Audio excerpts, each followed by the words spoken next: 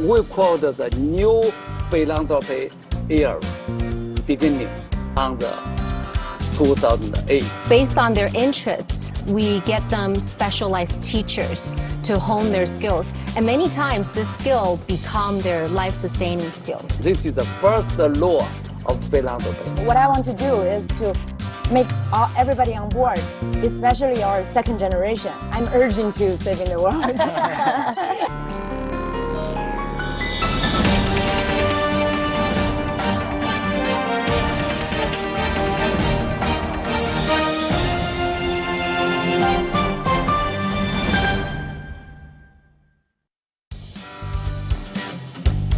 Hello and welcome to this edition of Crossover. I'm Yi Xu in Beijing with once again my terrific guest host Tian. Happy to be here as always. Thank you for being by my side and have my Helping back again.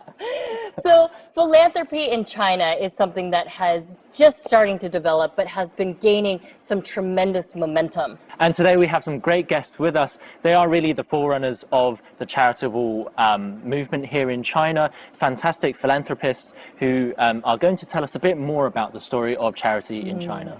Yes, but before we introduce our first guest, let's first take a look at one of China's most impactful nonprofit organizations for children. Children deprived of love have smaller brains, weaker bodies, are prone to illness. If such a child survives, and so basic is the need for love that many do not, if such a child survives, she will struggle to learn, struggle to make friends. She may never know happiness. We learned that in 1997, almost by accident, when my husband Richard and I brought our little daughter Maya home from an orphanage in China. Maya had never known love or what it felt like to matter to another human being. You could see it in her face. But when she felt the love of family and began to trust that it was hers forever, our little girl blossomed. I just knew that if loving family-like care could be given to children living in Chinese government welfare institutions, those children would also thrive. And so, along with other adoptive families and new friends I found in China, I created Half the Sky.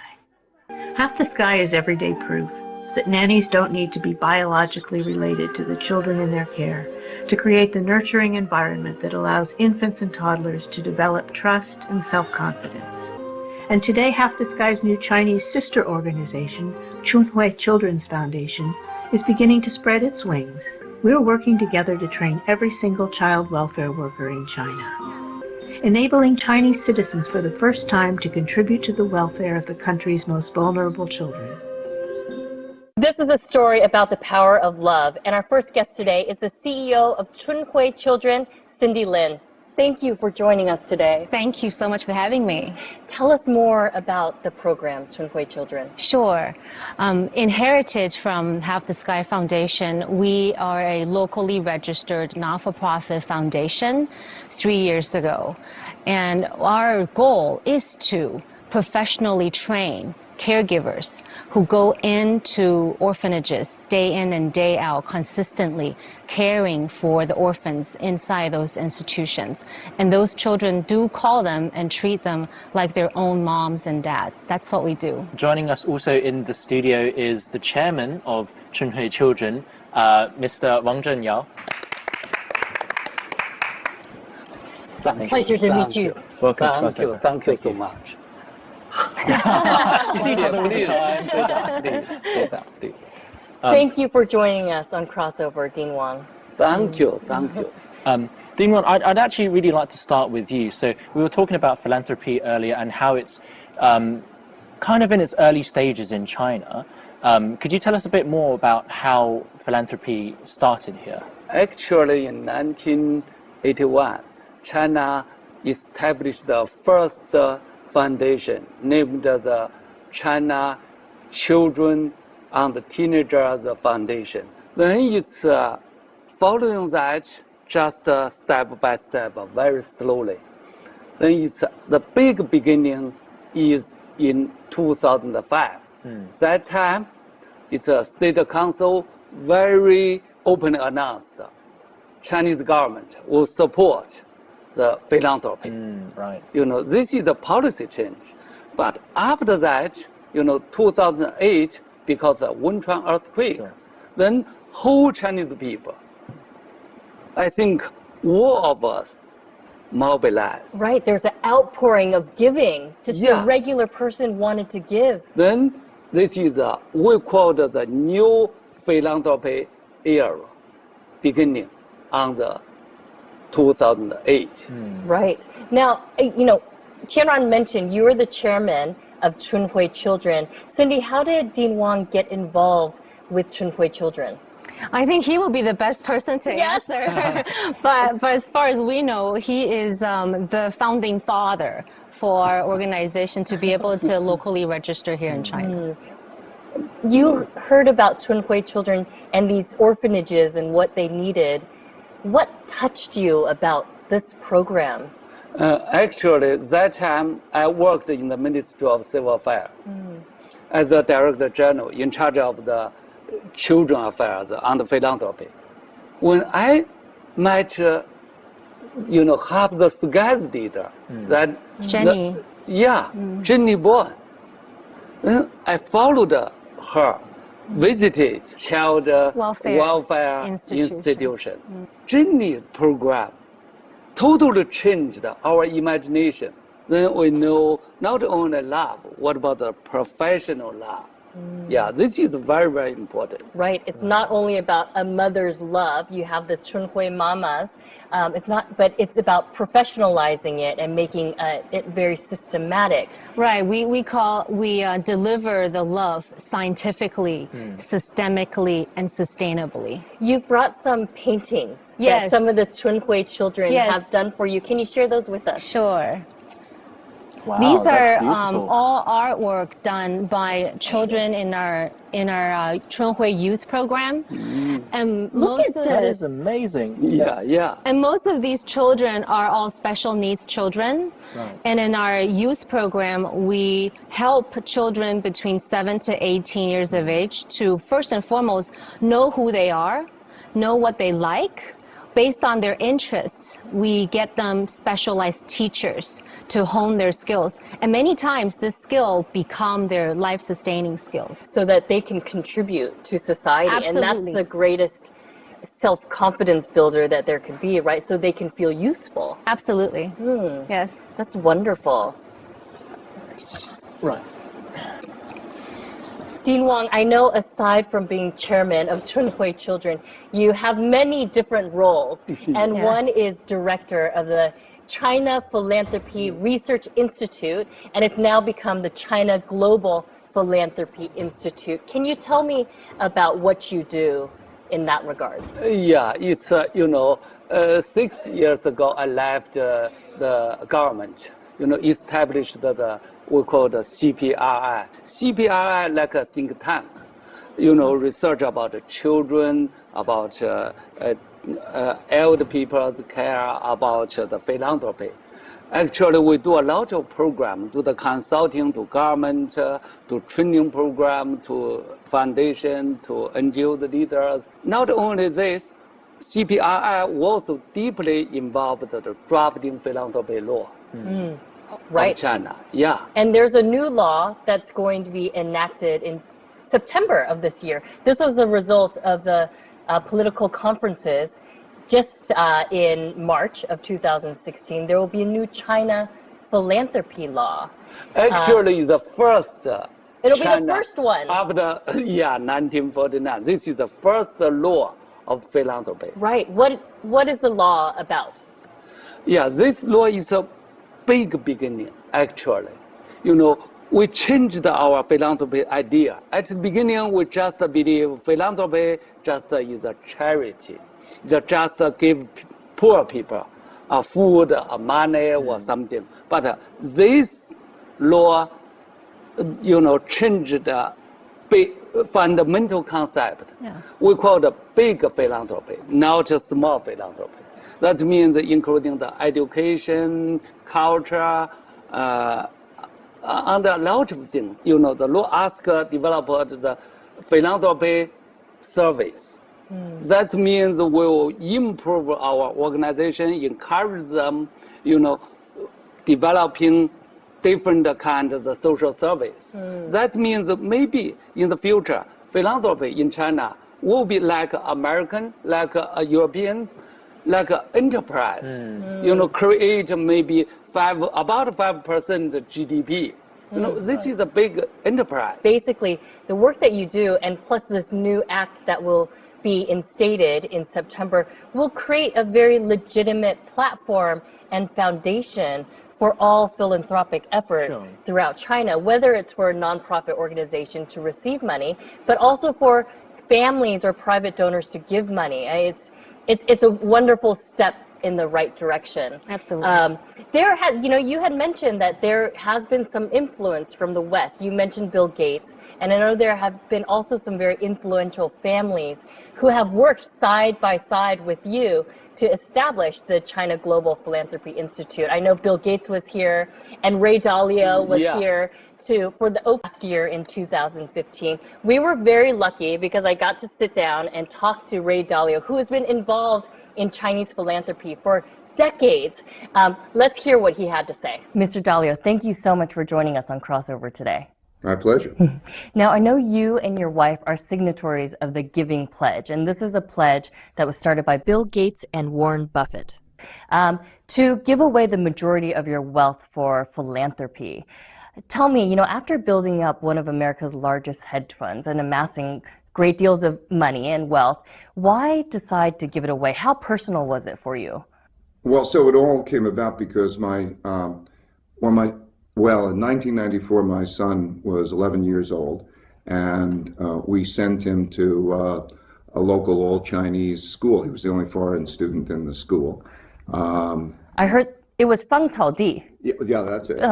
Right. And as a result, the teachers were unbelievably nice, and he fell in love, and he says that he became a little bit Chinese. He was there for a year, and then when he came back, when he was 16, he knew somebody who was adopting an orphan in China, and they were having some problems, and he went into the orphanage system, and he found out that most of the children were special needs children, and that for $500 he could save a life. And so he came back, and it was actually him who taught me all about philanthropy. Tell me, how did you get involved in this project?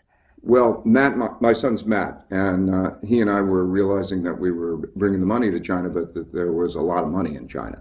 But there wasn't an understanding of philanthropy. So we realized that we should really probably help to bring understanding. And Wang Zhenyao has known Matt for about 15 years because he was head of the Civil Affairs Bureau, which regulated orphans. Right. So they knew each other back then. Okay. And I asked Wang Zhenyao about why don't we put together this institute to create the understanding. It was a logical thing.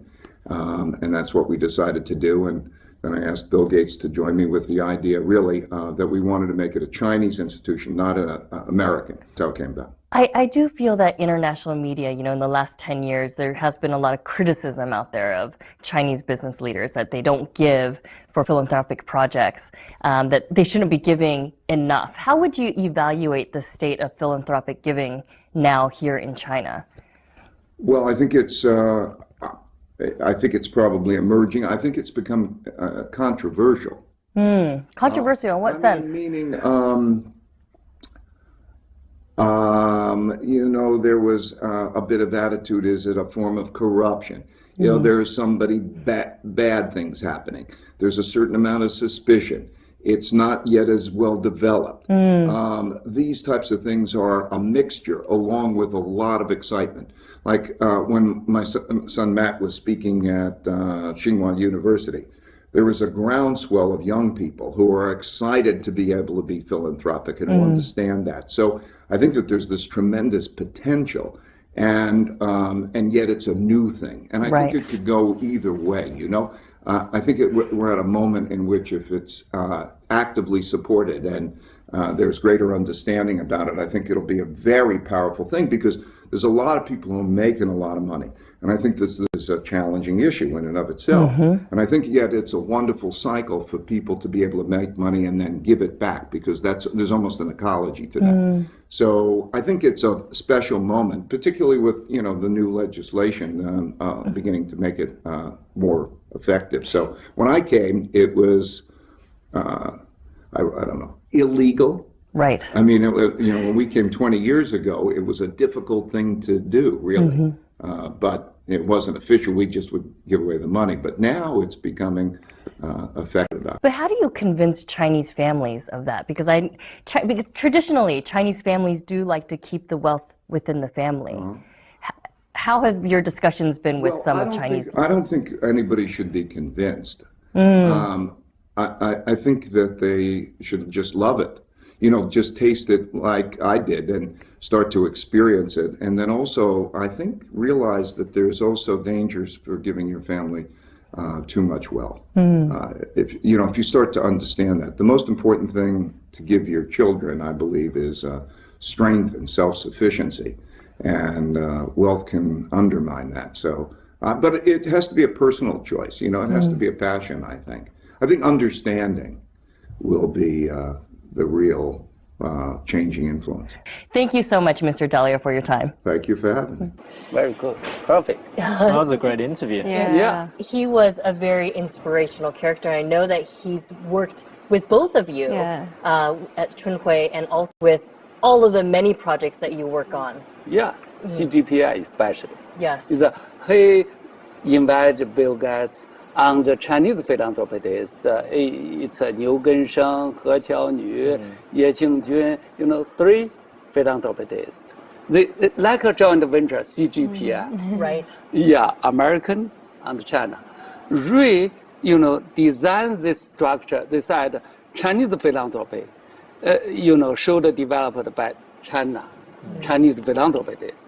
Then majority must be Chinese philanthropists. Absolutely. Yeah. What's your advice for Chinese philanthropists? I know you work with the second generation of Chinese philanthropists, and we actually will have them here in the studio for our third segment.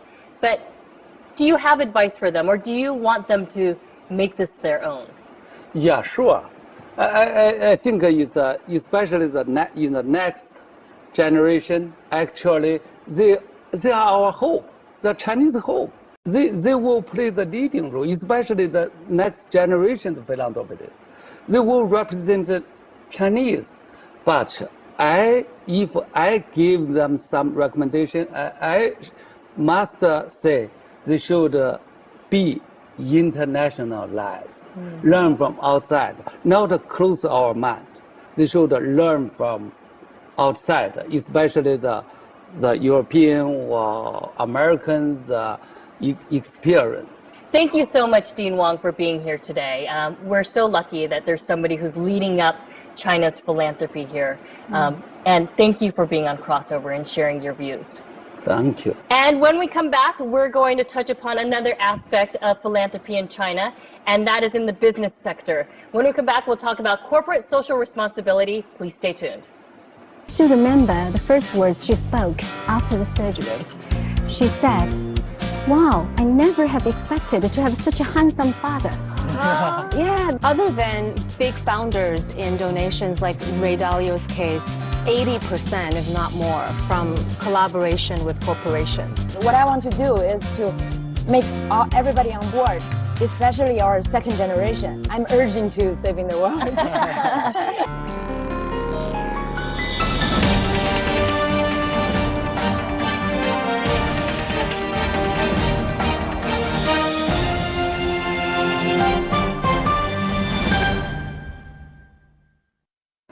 Welcome back to Crossover. We're talking about philanthropy in China, and we're very lucky to be joined by Anthea from Jaguar Land Rover China. And Anthea, you're in charge of Jaguar Land Rover's corporate social responsibility program. Could you please tell us a little bit about it? Well, first of all, very delighted to be here today. And in May 20, in partnership with China Chuangxin Foundation, we founded Jaguar Land Rover China Children and Youth Dream Fund. We call it DREAM. It's all about realize your dreams and achieve your full potentials. So it's really dedicated in helping China's children and youth, and also to let them being able to enjoy happier and healthier lives. And we have a target for this Dream Fund. Over the 3 years, we aim to help to create opportunities for 200,000 children. 200,000 children. Huge. Wow. And I know it's quite a large fund. It's a $50 million fund over 3 years. And you've already made some tremendous impact with the children of China. We have a video clip. Let's take a look. Sure.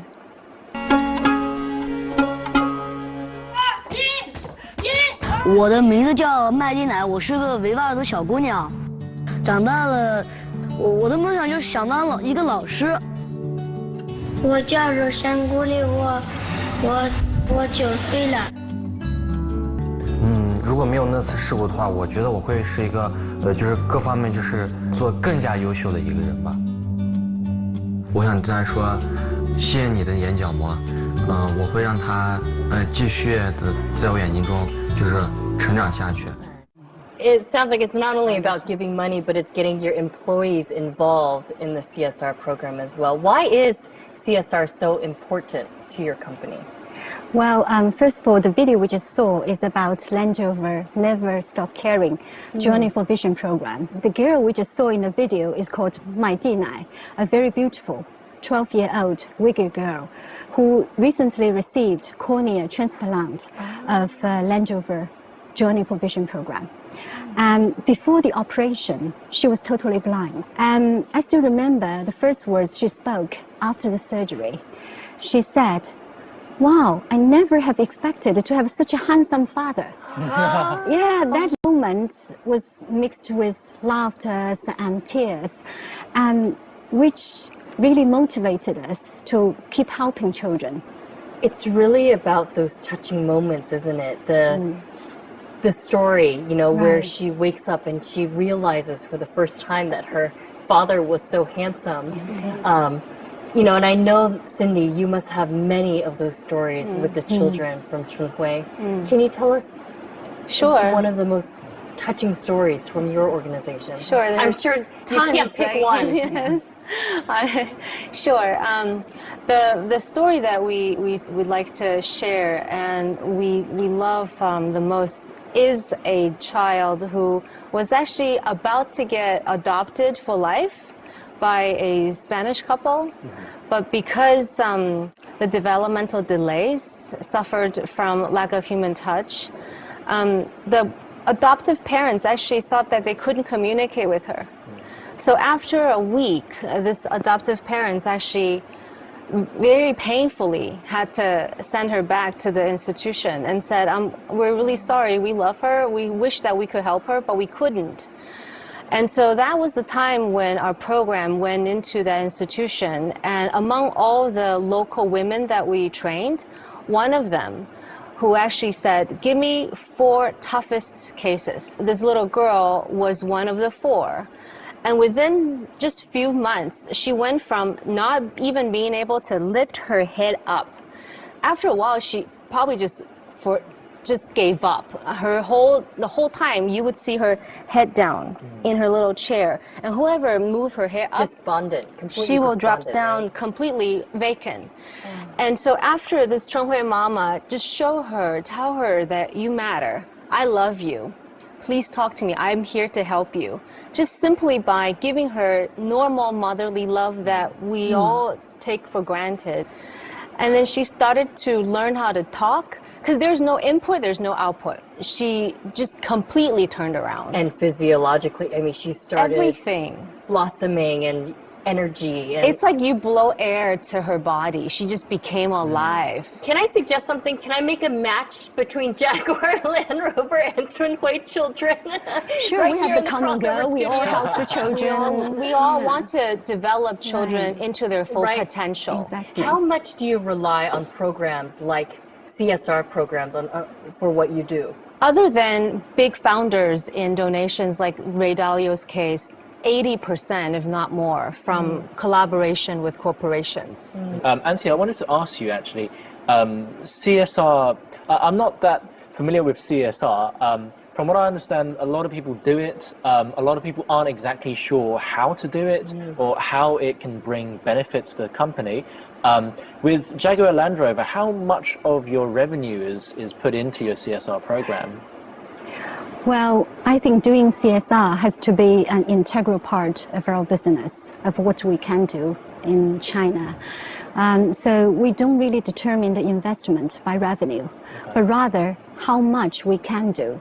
Not just in terms of money, but also our time and skills in order to really being able to make as big an impact as possible to improve the life of children. So the quality of the benefit is just as vital as the number of money we put into. Right. You have a very mature approach to CSR, and I know CSR programs, especially here in China, they've just started to develop. I know, Cindy, you come from a corporate background, so I'm sure you've witnessed a lot of this as well. How are Chinese companies doing when it comes to their CSR programs? Because what I hear all the time is about multinational Chinese representative offices doing a lot of CSR work. Where are the challenges? I'm sure a lot of companies are coming to you and saying, you know, how can we develop our CSR program? What's the challenge that they normally face? My job is actually to encourage more Chinese donors, Chinese corporations to join us in on this journey. So I am personally trying to move our portfolio more from multinational companies to local corporations.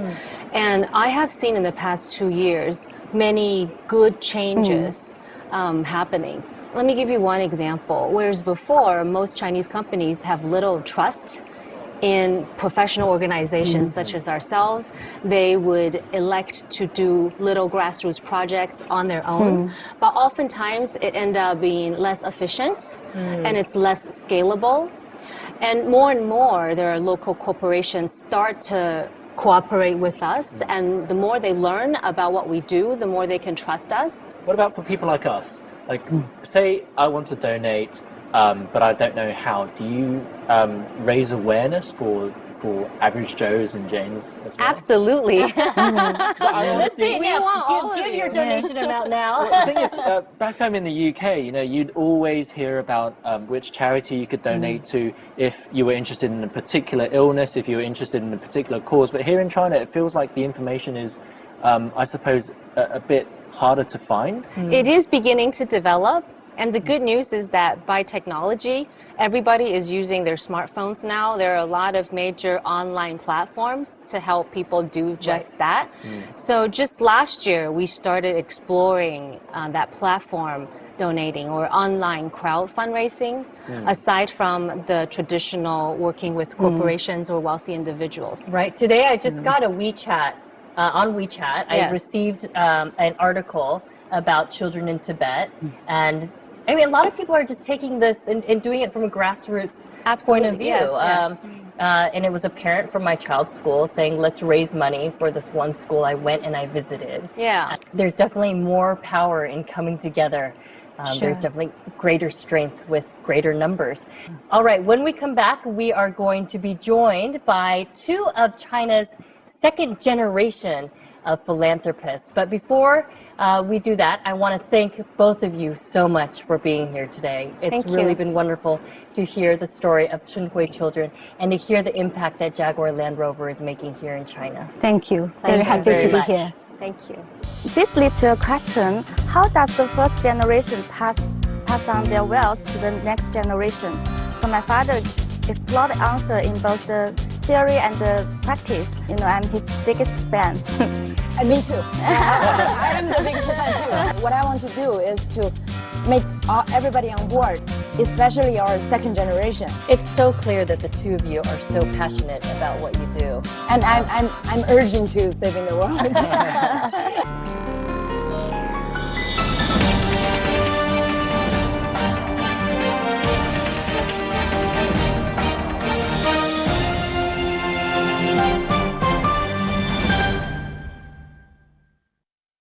Hello and welcome back to Crossover. And we are now joined by two special ladies who are what we call the second generation of Chinese philanthropists. They are leading up and very involved in their families' foundations.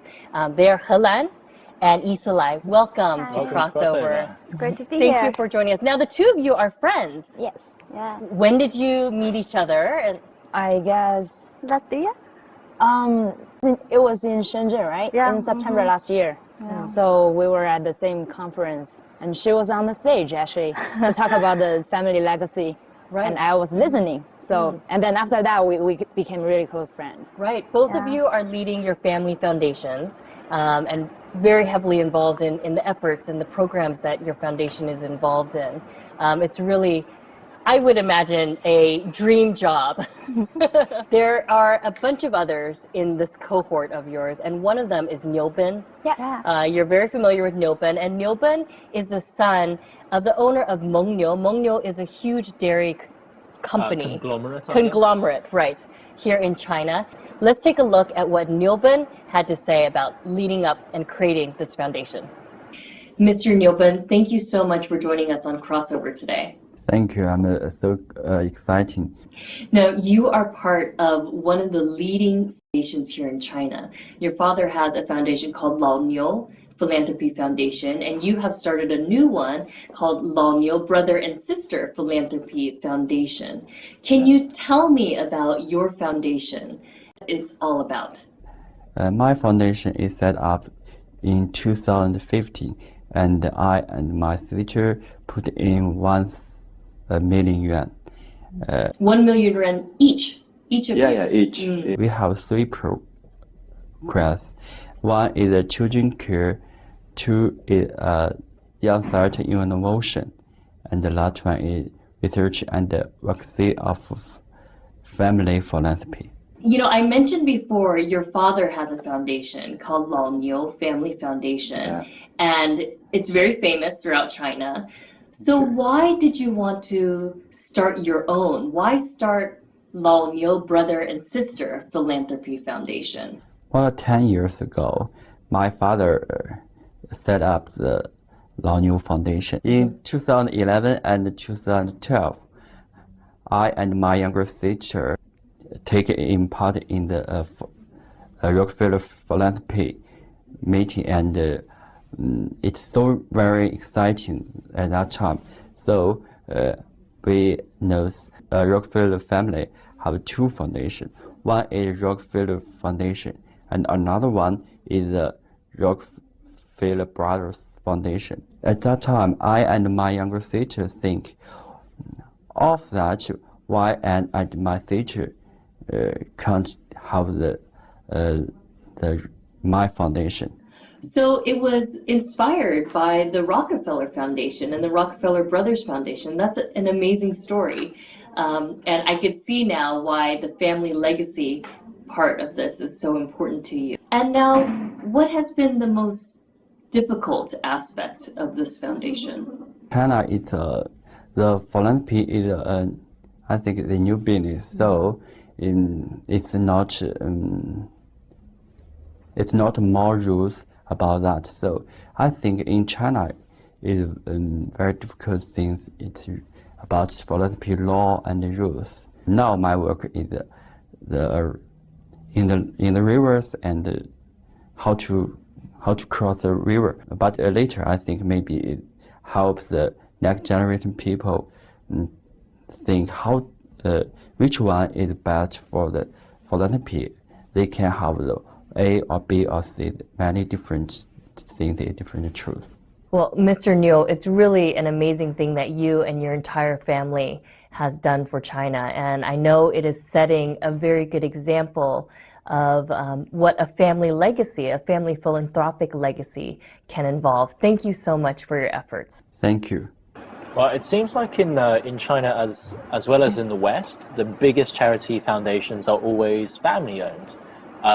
So, Helan, tell us a little bit about your foundation. So, Chuangxin Foundation, right? It starts from 2012, which was founded by my auntie, Miss He Chuangxin. So, I'm really my auntie. So, when I was young, she always asked me, what do you want to do when you grow up? You're still very young. So when you say when you're young, how old I'm were really you? little. When you're little. Right. So when I was a child, she asked me, what do you want to do to save the world? I mean, it's really... Not many people can say that and I know, actually it's really big and do it's vague. She said, be specific, how are you going to do that? I said, I actually have no idea. So after that, and after, she founded the Chuangxin Foundation. And what does the foundation do? At the beginning in 2012, we actually donate not that much money, but to famous universities in Beijing, like Beijing University, Tsinghua University. We donate money for the university to do research and to do program to help the environmental protection. Isalai, how about your foundation? It's called Ming Charity Foundation. Yes. Can you tell us more about that? Sure. Ming Charity Foundation was founded in 2008, right after Wenchuan earthquake. My father, Dr. Lu, is the president. Since its establishment, I started to attend some philanthropic activities with my dad. And then I went to the United States for more training in nonprofit management and social work. 2 years ago, I just came back to China and started to work in our foundation. Your foundation is one of the largest privately funded charitable foundations in China. Are you also focusing, like Helan, on environmental issues, or do you have a specific focus for your foundation?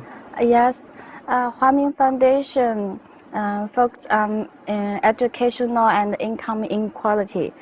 Today, Ming is 8 years old, and during these years, we've made a lot of achievements in like the theory building, research, policy, and the graduate employment, elderly care, and people with disabilities. In my family, there is another foundation called Lu Jiaxiang Charity Foundation, which was established by my grandfather, who focused on rural children education, rural healthcare, and disaster relief.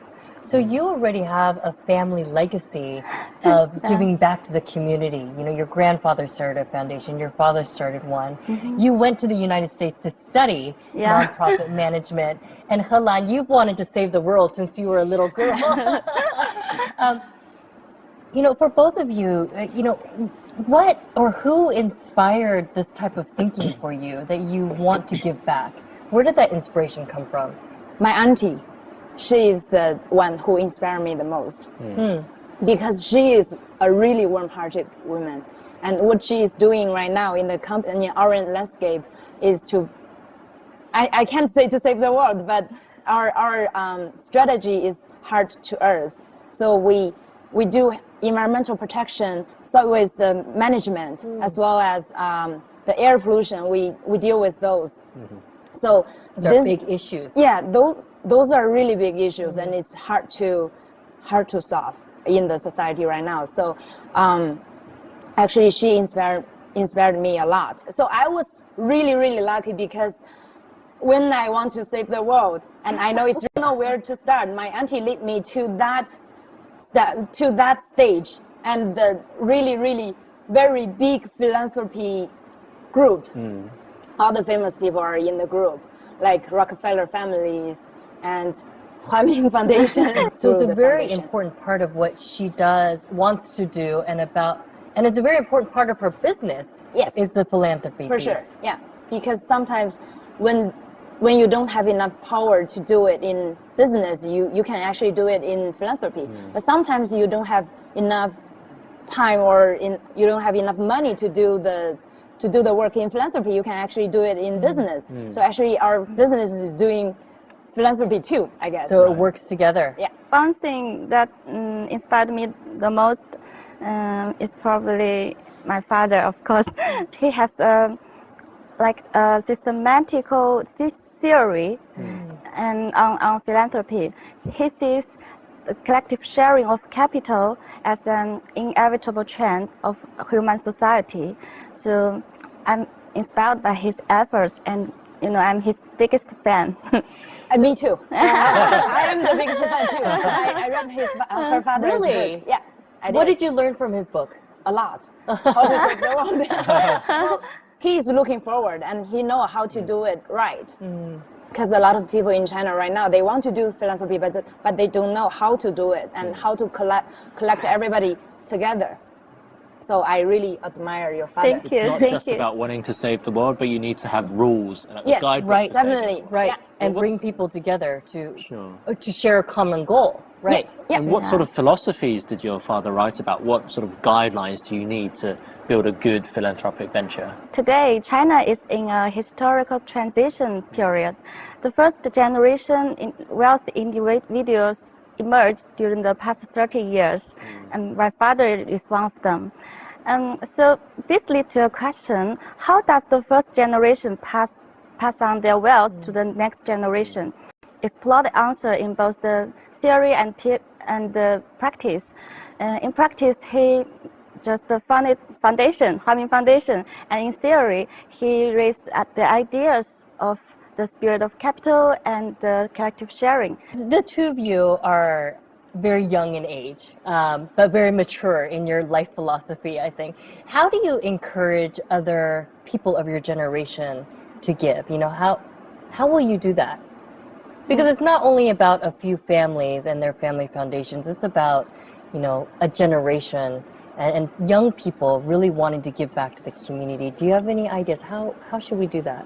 Actually, I do it by myself for sure. And sometimes if you talk with your friends, they will be influenced by you, and they will think you are doing it right, so I am going to do it. That was when I was in Hawaii this year, the third East-West Philanthropy Summit, and I came up the idea GPFA. GPFA, it's called Global Philanthropy Family Alliance.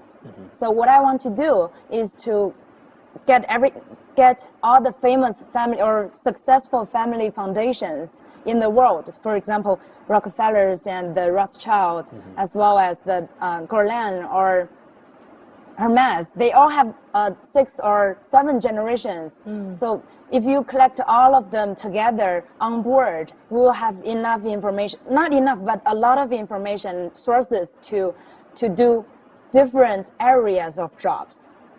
And what I want to do is to make everybody on board, especially our second generation, because or you're maybe third generation. Sulai is the third generation, right? So all as well as New Ben, we will collect everybody on board, and then because young people, they have new ideas to do philanthropy job, because, you know.